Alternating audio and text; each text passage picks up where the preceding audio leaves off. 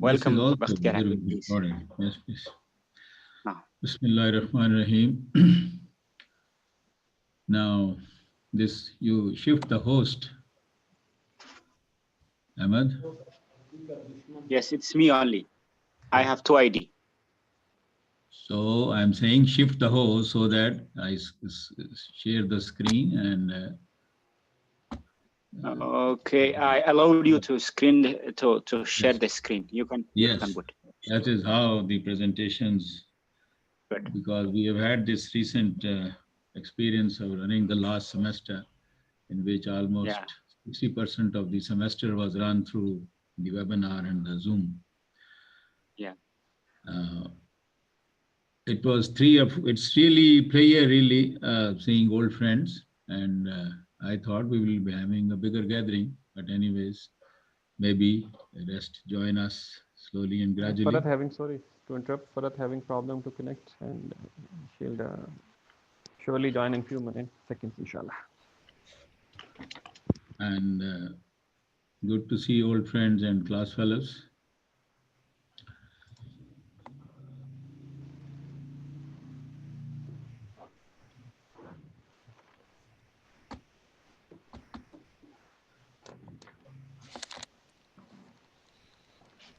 Yeah. My topic, which was discussed with Madam Farad, it was to give an opening note. Last night also I corrected this, that Mhm. mine is the opening note, which sets the subject rolling and not precisely the current situation alone. It's proud pleasure really to be presenting this subject, and with those, whatever is the prowess and the level of expertise in international relations. So our background is our MPhil in international relations.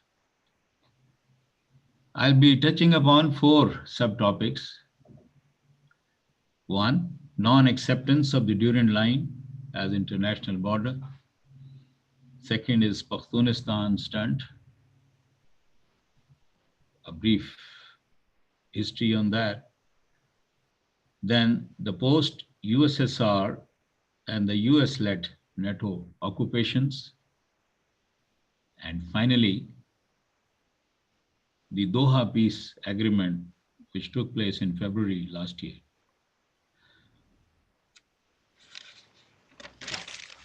First of all, the Pak-Afghan international border.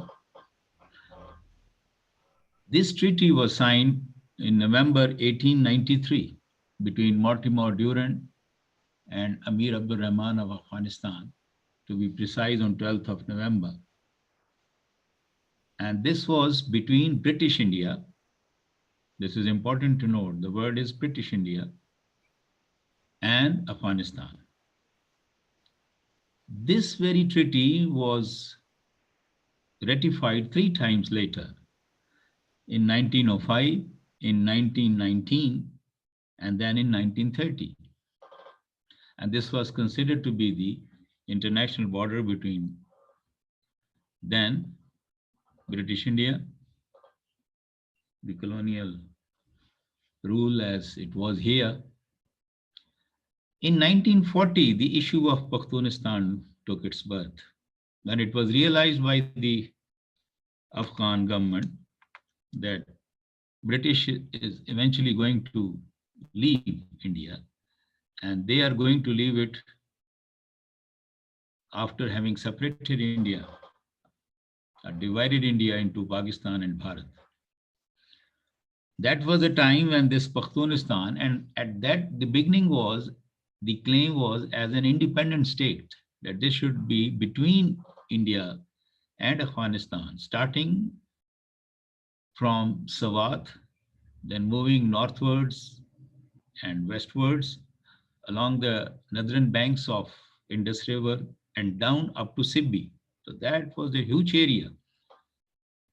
That is about 15.5% of the population is Pakhtun. But the point is, Pakistan wasn't created on the basis of linguistic divide. So that is where the Pakhtunistan took a beginning, but over the period, it has died down to a great extent. 1947, when Pakistan came into being, Afghanistan was the only country to deny its recognition and not voting for Pakistan at United Nations as a new country, as a new state, as a member of United Nations. So that was, you can say, the beginning. And it hasn't, throughout these relations have been fractious. Insurgencies, terrorist activities, non-acceptance of Durand Line as international border. It continues. Pakhtunistan was later considered to be the part of Afghanistan, and they wanted that the Afghanistan, this extends and covers all areas where Pakhtun were living in Pakistan. But as the time passed on, this died down to quite an extent because 42 point some percentage of Pakhtun are living in Afghanistan, about 15 point some percent in Pakistan, and they are on both sides of the Durand Line. Both during the British time, they refuted this claim, and later on Pakistan as well. Balochistan remained another area of contention, and Afghanistan, time and again, tried to, in one form or the other, put its claim on that area as well. 1973 to 78, 5 long years, insurgency in Balochistan and the southern parts of Khyber Pakhtunkhwa, as it is named today. It was fully supported by Khad, RAW, KGB. This period, Pakistan armed forces were fully committed in Afghanistan and curbing down this insurgency. But soon a huge development had to take place. 1979, it was December 1979, USSR forces moved into Afghanistan. Najibullah was then at the helm of affairs in Afghanistan. And that was the beginning of the occupation of Afghanistan by then USSR. Pakistan played a heroic role.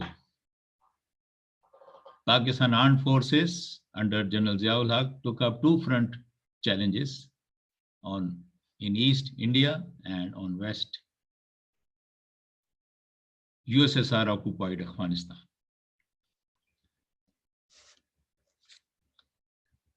Afghan nation must be saluted for their huge resistance against Russian occupation.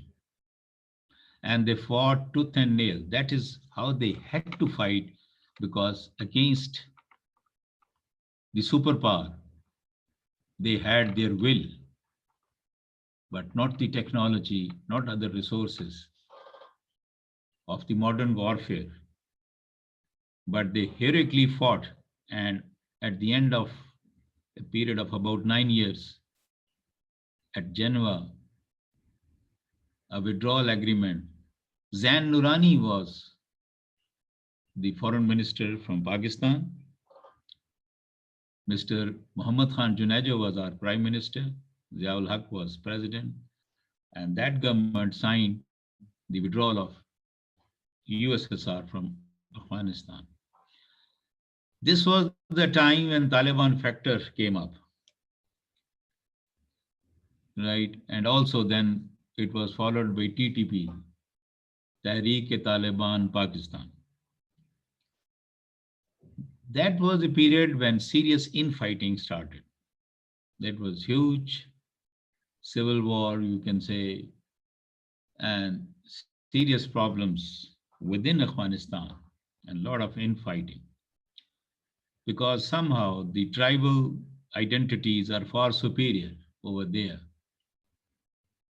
as compared to higher or superior identities of a Muslim state. That was the basis of the creation of Pakistan. Then comes the 9/11, the famous September 2001 incidents of Twin Towers in New York. And it was immediately followed by American occupation, severe bombardment of civilian population, and the occupation of US-led NATO. To start with, there were about 28 countries, the forces of which landed in Afghanistan. And thereafter, puppet regimes were installed at Kabul so as to support the presence of US and NATO countries. But who was resisting? Taliban and the Afghan nation. Afghan-based Talibans, and they swearly resisted and paid in blood. I am quoting General Hamid Gul.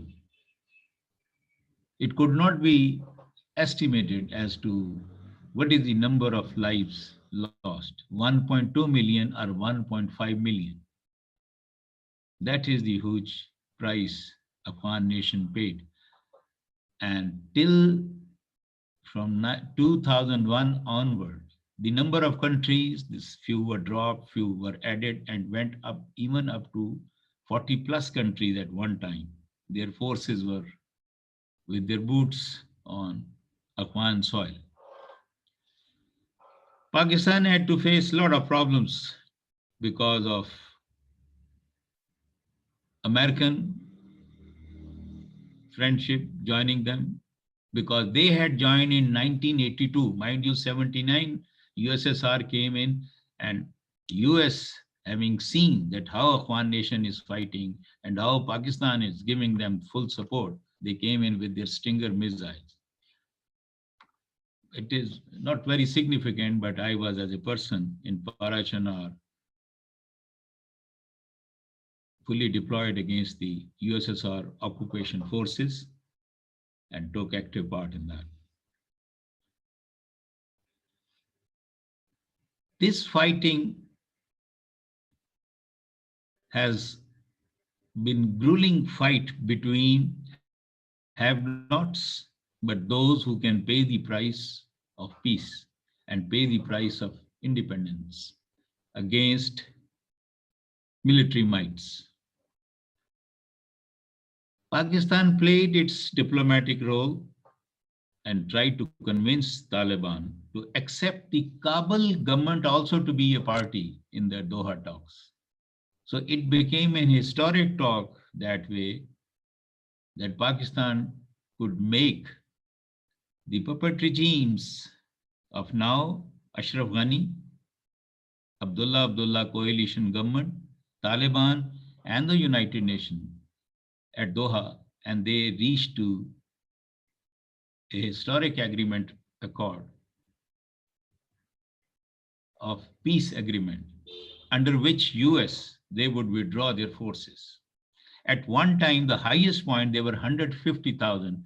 And now, if they could not really subdue and win the Afghan people and Afghan nation, how can just the 2,000 a trace is in forces just as a signature of the US forces would be of any significance? So General Beg's analyses that Taliban are in no hurry, rightly so, because these 2,000 will also eventually leave. They will have to. They cannot be of any significance. They won't be making any difference. But all the same, the troubles between Taliban and the puppet regimes of Ashraf Ghani, that continues. But let's see the change in United Nations from Trump administration to Biden joining in January as and taking over as the president. it appears that things will remain on their positive note, on their positive course, and finally, US influence was reduced over there. I haven't made mention of India here. Unfriendly relation between Pakistan and Afghanistan, one major factor was Afghanistan's friendship with India. I mean, people know the terminology Sarhadi Gandhi, but I don't into that. But Indian presence, 66 consulates along the border of Pakistan, which in the recent and his maiden visit, which was not very timely because everything what Pakistan could do, it had done prior to the peace accord of February 2019. And US had agreed to withdraw from Afghanistan. Now was the time so that 66 consulates and more than that, its support within Balochistan against CPAC, they were ensured from Afghanistan or some kind of guarantees should have been asked. But the trouble remains that this government is a puppet government. They are restricted to cities. Over than 80% of the Afghanistan territory remains under the effective control of Taliban. They levy taxes, they collect it, they administer justice. They are running the administrations except 2, 3 big countries. The rest, it is all with Taliban. So as the trouble was then, after withdrawal of USSR, it, I hope it is not, but it can still be continuing that who runs the administration placed in Kabul. It should be purely the native with the consent of their Grand Jirga that some ruler in Kabul manages the affairs of Afghanistan. If that be the so, influence of India should also minimize and mitigate. So here I bring my submissions to an end. And that is how I've been able to, I thought, will put across the whole subject of Pak-Afghan relations and give Thank it you so much. and over to the worthy speakers. Thank you very much. Thank you so much, Bakhtiar Hakim. We have 2 minutes remaining for the meeting ID. I'm going to create new ID after the 2 minutes expire. The second speaker will be Samina Khan. She will join us on the historical background of the conflict. Thank you so much, Bakhtiar Hakim. Samina Khan, please join us. Assalamu alaikum. Alaikum salam. Assalamu alaikum, everyone. I'm here. Today, my topic is historical context of Pakistan and Afghanistan relation. Good. We are going to start. The reason which Pakistan and Afghanistan always have conflict. Pakistan and Afghanistan share a border 24-30 kilometers along the southern and eastern edge of Afghanistan.